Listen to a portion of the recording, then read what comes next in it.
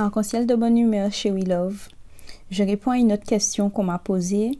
Est-ce que depuis que je suis dans le cheminement de retour aux sources, je ne fréquente que des gens qui sont kamites, que des gens qui sont mélanodéums comme moi, ou est-ce que je fréquente que des gens qui sont kamites conscients comme moi?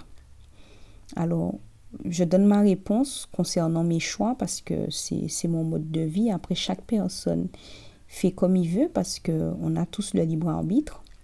Donc, mes fréquentations n'ont pas changé.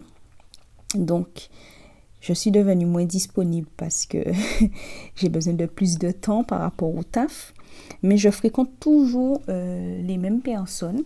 Alors, par contre, je dois le reconnaître, je ne parle pas de tous les sujets avec tout le monde puisque l'objectif est de préserver mon énergie pour des débats ou des discussions constructives. Alors oui, j'ai encore des amis leucodéens. J'ai toujours mes amis santodéens. J'ai toujours mes amis, ça n'a pas changé. C'est juste qu'il y a des sujets que je n'aborde pas avec eux pour qu'il n'y ait pas de conflit, pour qu'il n'y ait pas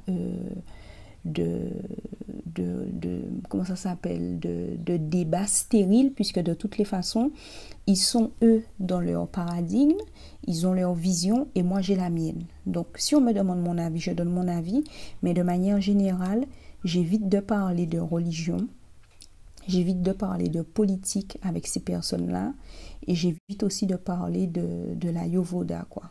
Ce qui veut dire esclavage, mais en langue fond. Donc l'Ayurveda, j'en parle pas.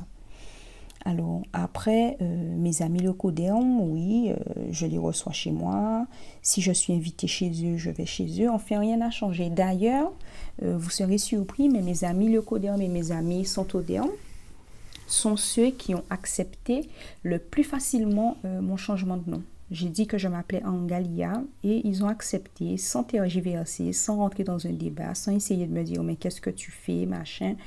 Non, ils m'ont dit « ok, tu as choisi un nom kamite, de toutes les façons, tu nous as expliqué, t'es kamite, c'est logique quoi, ok, et terminé. » Donc, à un moment donné, il faut bien comprendre qu'on est kamite conscient.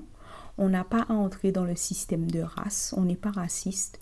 On fait tous partie d'une seule et même race, si jamais il était question de race, on fait partie de l'humanité. Donc on continue à vivre ensemble, l'objectif c'est de vivre en harmonie. Après on n'a pas entré dans des détails concernant tout ce qui concerne la tradition ancestrale, nos rites initiatiques, nos cérémonies, nos célébrations. On peut donner des petits résumés vite faits si une question nous est posée, mais de manière générale, on n'entre pas dans ces détails-là avec nos amis, puisque eux-mêmes, ils ne nous racontent pas ces petites choses qu'ils font.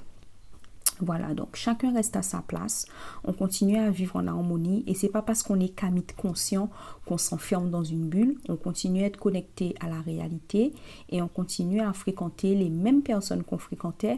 Après, on fait attention au sujet de conversation et à ce qu'on dit quand on parle. Voilà. Ben, c'est comme ça. Hein. Donc, chez We Love, je crois que j'ai répondu à ta question et je te dis à bientôt dans une prochaine vidéo.